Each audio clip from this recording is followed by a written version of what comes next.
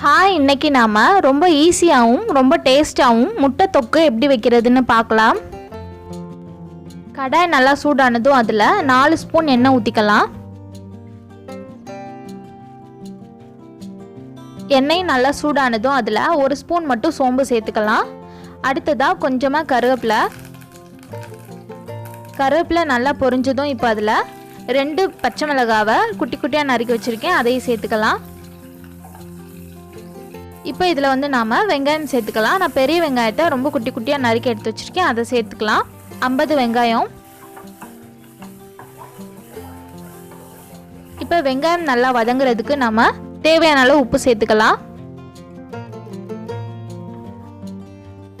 உப்பு சேர்த்துட்டு நல்லா வதக்கி விடுங்க. வெங்காயம் வந்து நல்லா வதங்கணும். இப்போ இதை நாம் கொஞ்ச நேரம் மட்டும் மூடி வச்சிடலாம். பாருங்கள், இப்போ நான் ஓப்பன் பண்ணிட்டேன். வெங்காயம் வந்து ஓரளவுக்கு நல்லா வதங்கிடுச்சு. இப்போ இதில் நாம் தக்காளி சேர்த்துக்கலாம். நான் 50 தக்காளியை விட கொஞ்சம் கம்மியாக எடுத்திருக்கேன். 2 சின்ன சைஸ் தக்காளி. வெங்காயம் வந்து நான் 50 எடுத்திருக்கேன், அதை விட தக்காளி வந்து கொஞ்சம் கம்மியாக இருக்க மாதிரி பார்த்துக்கோங்க. இப்போ இது ரெண்டையும் சேர்த்துட்டு நல்லா வதக்கி விடுங்க.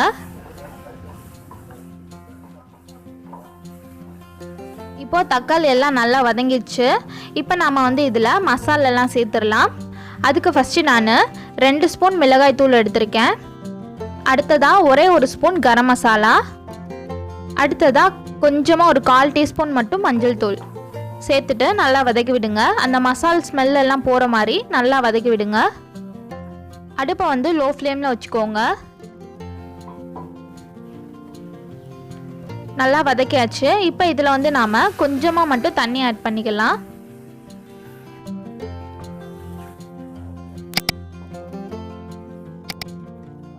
அடுப்பை வந்து சிம்லே வச்சுக்கோங்க. இப்போ இதை வந்து நாம் கரெக்டாக 7 நிமிஷத்துக்கு மூடி வைக்க போகிறோம். இப்போ 7 நிமிஷம் ஆயிடுச்சு. ஓப்பன் பண்ணிடலாம். பாருங்கள், அந்த எண்ணெய் எல்லாமே நல்லா பிரிஞ்சு அந்த வெங்காயம் தக்காளி எல்லாமே நல்லா வதங்கிடுச்சு. இதை வந்து நம்ம எவ்வளோக்கு எவ்வளோ வதக்குறோமோ அவ்வளோக்கு அவ்வளோ உங்களுக்கு தொக்கு வந்து ரொம்ப டேஸ்ட்டாக இருக்கும். இப்போ இந்த ஸ்டேஜில் நாம் முட்டை சேர்த்துக்கலாம். நான் வந்து 4 முட்டையை நல்லா வேக வச்சு அதை வந்து பாதியாக கட் பண்ணி எடுத்து வச்சுருக்கேன், அதை சேர்த்துக்கலாம். சேர்த்துட்டு நல்லா மேலாப்பில் மெதுவாக அது எல்லாத்தையும் பிரட்டி விடுங்க. உங்களுக்கு நான் வீடியோவில் வந்து ரொம்ப ஸ்பீடாக பண்ணுற மாதிரி கூட இருக்கலாம், ஆனால் வந்து நான் ரொம்ப ஸ்லோவாக தான் பண்ணிகிட்ருக்கேன். உங்களுக்கு வீடியோவில் அப்படி தெரியுது. ஒரு 5 நிமிஷத்துக்கு நல்லா அதை நம்ம வதக்கிட்டே இருக்கலாம். அப்போ தான் அந்த கிரேவி எல்லாமே அந்த முட்டையில் வந்து நல்லா கோட் ஆகும். இப்போ அடுத்ததாக நாம் ஃபைனலாக கொத்தமல்லி இலைகள் சேர்த்துக்கலாம். கொத்தமல்லி வந்து கொஞ்சம் அதிகமாக இருந்தால் இந்த தொக்குக்கு ரொம்ப நல்லாயிருக்கும், அதனால் கொஞ்சம் அதிகமாக சேர்த்துக்கோங்க. அதையும் சேர்த்துட்டு நல்லா மிக்ஸ் பண்ணி விடுங்க. அடுப்பை வந்து சிம்லே வச்சு ஒரு 5 நிமிஷத்துக்கு நல்லா அப்படியே வதக்கிட்டே இருங்க. இதுக்கு ரொம்ப பெரிய வேலையெல்லாம் கிடையாது, டக்குன்னு செஞ்சு முடிச்சிடலாம். வெங்காயம் தக்காளி முட்டை இருந்தாலே போதும். இதை கண்டிப்பாக எல்லார் வீட்லேயும் ட்ரை பண்ணி பாருங்கள். எப்படி வந்துச்சுன்னு எனக்கு கமெண்ட் பண்ணுங்கள். இந்த வீடியோ உங்களுக்கு பிடிச்சிருந்துச்சின்னா லைக் பண்ணுங்கள், ஷேர் பண்ணுங்கள், கமெண்ட் பண்ணுங்கள். அண்ட் என்னோட ரெசிபிஸ் எல்லாம் ஒருவேளை உங்களுக்கு பிடிச்சிருந்துச்சின்னா MaDuRa PonnU சேனலுக்கு சப்ஸ்கிரைப் பண்ணுங்கள். தேங்க்யூ.